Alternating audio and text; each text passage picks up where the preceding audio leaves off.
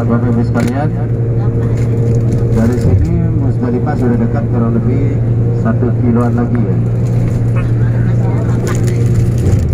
Kita masih dalam perjalanan menuju Musdalifah. Antara Arafah dengan Musdalifah, Bapak Ibu sekalian, kita akan melewati satu tempat yang dinamakan dengan Jidar Zubaidah. Ini hanya sedikit kita menambah cerita sejarah ya. Dulu pada zaman Khalifah Harun Ar-Rasyid, di Mekah ini sangat kekurangan air. Sumber air orang minum dan sebagainya adalah air Zam-Zam. Tapi untuk kebutuhan mandi, kebutuhan lain-lain itu agak kesulitan pada waktu itu. Maka ada seorang janda, ada seorang wanita janda yang bernama Siti Zubaidah. Beliau janda kaya raya. Waktu itu tidak hanya berpikirkan jabah saja, dia hanya berpikir bagaimana umat. Dia berpikir bagaimana umat Islam nanti bisa berwudu, bisa mandi. Akhirnya dia membuat sejenis bendungan atau waduk bendungan di Mekah ini sangat besar bendungannya. Kemudian dia datangkan airnya itu dari Taif ya. Jadi panjang pipa untuk mengalirkan air dari Taif itu kurang lebih 200 km. Itu sampai ke tempat ini, dan di tempat ini beliau membuat bendungan sehingga kebutuhan jamaah haji, kebutuhan jamaah umroh, kebutuhan orang-orang Mekah waktu itu mengambil air dari tempat ini. Dan insyaallah sebentar kita akan melewati tempat yang dulu adanya bendungan ya. Kalau kita di Lombok bukan hal yang luar biasa kalau bendungan karena air banyak ya. Tetapi kalau di Mekah ini hal yang sangat luar biasa, ide yang sangat cemerlang karena susah di Mekah ini mencari air. Jadi ternyata yang berpikir tentang bendungan ini adalah seorang wanita yang luar biasa berpikir untuk umat sehingga nama beliau itu diabadikan. Ya, jasa-jasa dari Siti Zubaidah itu diabadikan. Dan ada tembok dari sisa-sisa dulu bendungan itu dibiarkan sampai sekarang dan dikenal dengan nama Jidar Zubaidah, tembok Siti Zubaidah. Ini dia di depan kita Bapak Ibu sekalian, sebelah kanan ya. Ya, ini sisa-sisa tembok lama. Ini dia ini. Ini tembok ini dinamakan tembok Siti Zubaidah atau dalam bahasa Arabnya Jidar Zubaidah. Di sinilah dulu beliau membuat bendungan. Airnya didatangkan dari Taif. Lihat, luar biasa ya, sangat besar.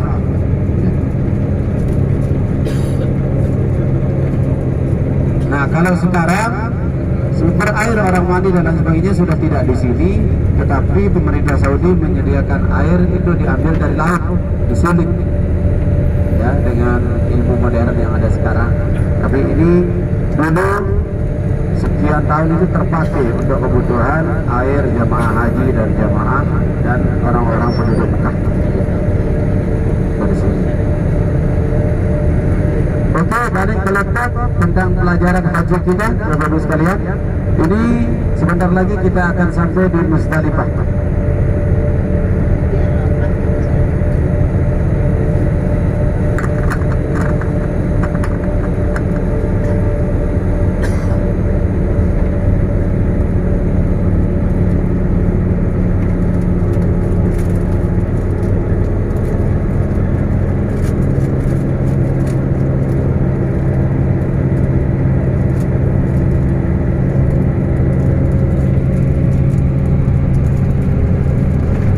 Ya, ada sudah sampai di Musdalifah.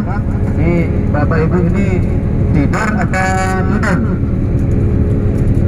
Ya. Ya, di depan kita ada tubuh, tapi tidak warna kuning, tapi warnanya ungu. Ya, Bapak Ibu sekalian. Bertuliskan Bidayatul Musdalifah. Alhamdulillah sekarang kita sudah sampai di Musdalifah. Ini dia Muzdalifah. Nanti jamaah haji turun di sini pada jam 12 malam itu untuk mabuk. Yang penting berada di sini walaupun tidak tidur. Duduk di sini sambil menunggu subuh. Biasanya jamaah haji di sini memungut batu kerikil untuk melontar jumrah. Ya. Ini sebelah kanan kita yang ada lapangan itu biasanya jamaah haji duduk di situ. Dia tidak pakai tenda, kalau di sini lebih banyak duduk laparan di situ karena mabuk malam tidak panas. Ya.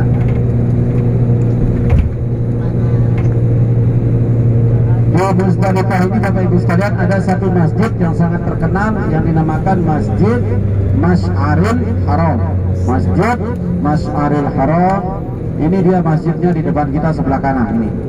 Inilah yang dinamakan dengan Masjid Muzdalifah atau Masjid Masy'aril Haram. Ini dia. Jadi jamaah haji di sini full. Ini di lapangan di sebelah kiri kanan kita akan full orang duduk. Nanti pada malam tanggal 10 Zulhijjah. Jadi siangnya tadi kita berada di Arafah, malamnya ada di sini. Malamnya kita di sini menunggu sampai subuh. Nah, ketika sudah azan subuh, biasanya selesai salat subuh, mulailah jamaah haji bergerak menuju Mina. Nah, sekarang kita bergerak menuju Mina. Anggaplah kita sudah dapat tadi 4 jam 5 jam di sini. Ya, sekarang kita menuju Mina. Ya. Lihat di sebelah kiri kanan ada kan masih sisa-sisa kerikil tahun lalu nih.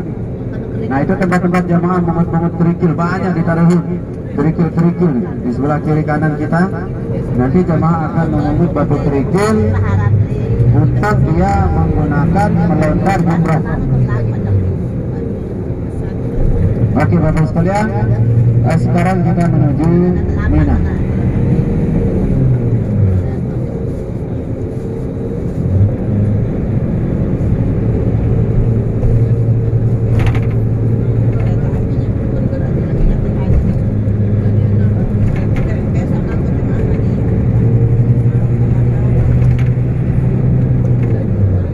Jamaah rahmatullah, dalam perjalanan antara Muzdalifah dengan Mina ada satu tempat yang dikenal dengan nama Wadi Muhassir. Apa jemaah? Jemaah. Jemaah. Alhamdulillah. Masih banyak yang hidup ini. Ya. Wadi Muhassir, Bapak Ibu sekalian, ada satu tempat yang Rasulullah ketika lewat di tempat itu mengatakan sahabat di tempat ada perlu lari. Nah, ada apa Wadi Muhassir itu? Di sanalah dulu titik dihancurkannya Abraha beserta pasukan gajahnya oleh burung ababil. Nah, kurang lebih Wadi Muhassir itu di sekitaran sini nih jemaah, sekitaran sini tempat kita sekarang. Dulu sekitaran sini nih. Ya. Wadi Muhassir nama tempatnya. Ketika Abraha datang ingin menghancurkan Ka'bah, dia tiba-tiba gajah yang di tempat dia tumpang itu tidak mau jalan, diam di tempat itu. Ketika gajah itu disuruh balik, dia bangun, dia mau jalan balik. Tapi ketika dia disuruh jalan mengarah ke Ka'bah, gajah ini tidak mau jalan. Sampai hal itu terjadi 3 kali. Oleh ulama dijelaskan ini pertanda bahwa gajah ini takut kepada Allah. Tetapi Abraha ini tidak mau memahami itu. Maka tiba-tiba gelap. Kemudian datanglah burung ababil yang membawa batu dari Jahannam dan dihancurkanlah Abraha di tempat itu dengan sangat mengenaskan. Itu sedikit cerita tentang Abraha di tadi tempatnya tadi. Sekarang kita masuk menuju Mina, Bapak Ibu sekalian. Jadi sebelah kiri kanan kita ini adalah tenda-tenda di Mina. Ya. Kalau di Arafah tendanya tidak bagus seperti ini Bapak Ibu, karena cuma sehari kita di Arafah. Dibuat di tenda sederhana saja biasanya. Nah, kalau di Mina ini tendanya bagus seperti ini, dan tenda-tenda ini rata-rata ber-AC. Karena jamaah di sini nanti 3 hari pada hari tasyrik. Mulai tanggal 10 sudah di sini, 10, 11, 12 dan 13. Ya, di atas kita ini adalah stasiun kereta api. Biasanya jamaah yang mau ke Arafah Muzdalifah yang mau menggunakan kereta api naik di sini. Ya. Oke, terlihat kita masuk wilayah Mina sangat luas Bapak Ibu sekalian. Oke, kalau yang tadi yang kita lewati ini Mina, tapi Mina jadi Mina perluasan. Ya, inilah sekarang kita masuk ke Mina. Ini ada tugu di sebelah kiri warna hijau Bidayatul Mina. Ya, kita akan datang ke tempat ini pagi tanggal 10. Tadi kita berangkat habis sholat subuh dari Musdalifah ke Mina. Itu cepat sudah nyampe sini, jam 10 jam 11 siang udah nyampe. Bapak Ibu sekalian, di Mina ini saya ingin menunjukkan satu tempat yang dinamakan dengan Mazbah Ismail alaihissalam. Bapak Ibu silakan fokus lihat sebelah kiri. Fokus lihat sebelah kiri ada tugu kecil di kaki bukit. Agak ke depan sedikit. Lihat sebelah kiri ada tugu. Oke, terlihat? Mana kan? Kalau belum terlihat nih sebentar Pak Supir, agak ke depan sedikit. Balik tiang ini, balik tiang. Ada kelihatan tugunya itu di belakang bangunan rumah sakit yang warna putih, masih di depan sedikit. Oh itu ya, itu tuh kecil, orang putih itu kecil tuh. Iya. Itu rumah sakit. Ada terlihat di belakang rumah sakit itu ada tugu. Iya iya itu. Ada. Tugu kecil terlihat? Ada. Oke. Tempat itu dinamakan itu di atas. Kecil itu di atas. Ya. Itu tempat itu dinamakan Mazbah Ismail alaihissalam. Tempat disembelihnya Nabi Ismail alaihissalam oleh ayahnya Nabi Ibrahim ketika beliau diperintah oleh Allah untuk menyembelih putranya. Jadi kita sering dengar riwayatnya. Oke Pak Sopir, Bapak bergerak santai. Ya. Jadi Nabi Ibrahim diuji oleh Allah, dapat perintah untuk menyembelih putranya sendiri. Akhirnya setelah beliau yakin itu perintah, beliau membawa putranya ke tempat ini.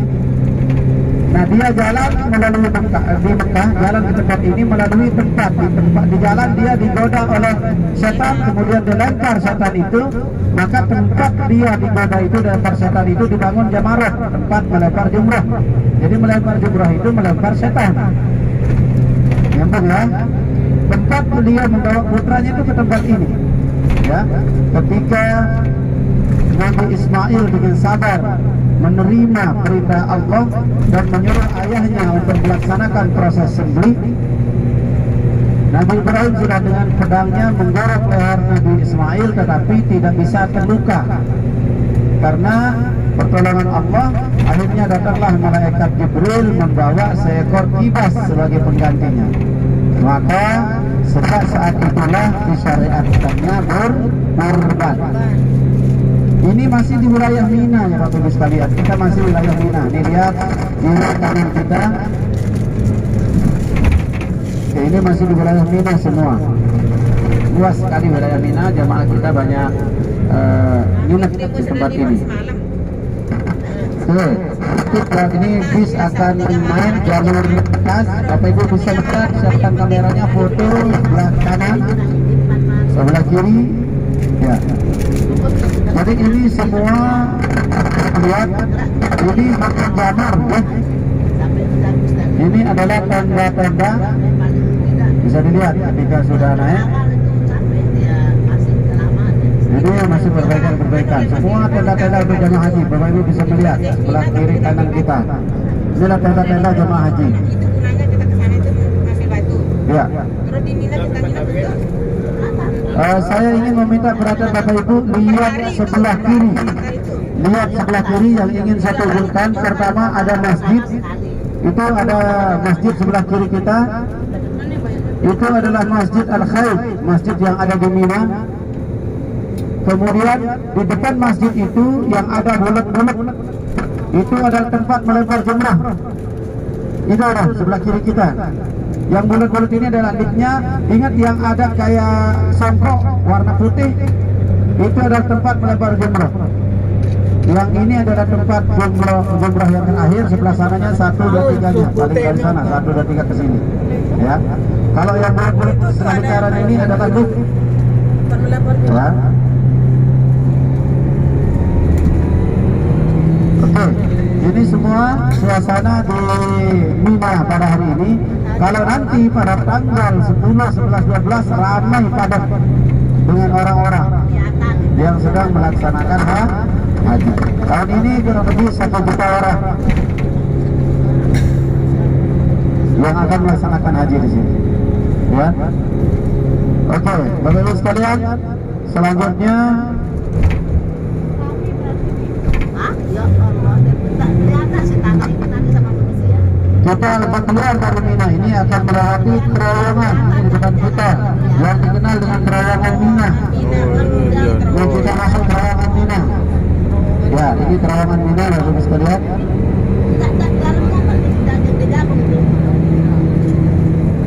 Yang dulu pernah terjadi musibah di terowongan Mina, tapi bukan terowongan ini, di sampingnya ini ada banyak terowongan, ada 4 ya. Tapi bentuknya mirip seperti ini semua. Ya, berjejer. Ya, Harus lewat ber-AC. Di terowongannya seperti ini udah punya alat untuk sirkulasi udaranya. tapi kayaknya Kita masih wilayah Mina, di atas kita masih ada tenda-tenda jemaah haji. Jemaah haji di atas kita ini, di gunung-gunung. Sampai melewati ini, nanti Bapak Ibu akan melihat ada tenda-tenda untuk jemaah haji juga. nanti tergantung tempat pondoknya ya. Bapak Ibu bisa melihat ini di sebelah kanan kita. Ya. Biasanya setiap tahun jamaah Indonesia berada di sini. Jamaah Indonesia, jamaah Lombok biasanya banyak di sini. Mereka biasanya kalau pulang pergi melontar jumrah, jalan lewat terowongan katanya. Keluar dari sini jalan ke sana tadi, lewat terowongan tadi. Biasanya jamaah Indonesia di sini nih. Dia nanti kalau mau pergi melontar keluar jalan lewat jalur tadi yang kita bus ini, terus jalan lewat terowongan sampai ke tempat melontar jumrah, baru balik lagi ke sini. Ya, dia melontar nanti pada tanggal 10, 11 dan 12. Akan menyelesaikan tanggal 13 Zulhijjah. Dari sini jemaah berangkat menuju ke Masjidil Haram melaksanakan tawaf ifadah, sa'i, maka selesailah rangkaian ibadah haji. Itu cara melaksanakan haji.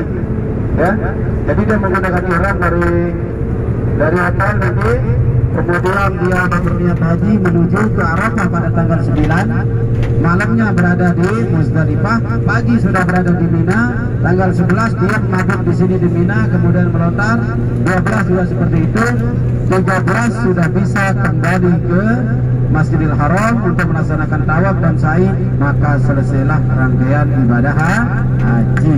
Terus tempatnya Iya. itu selama Beras ya teman. Ya, ya alhamdulillah hari ini kita sudah belajar cara melaksanakan haji. Tinggal kita praktek. Ya, mudah-mudahan tahun depan ada dari jamaah kita ini berangkat haji.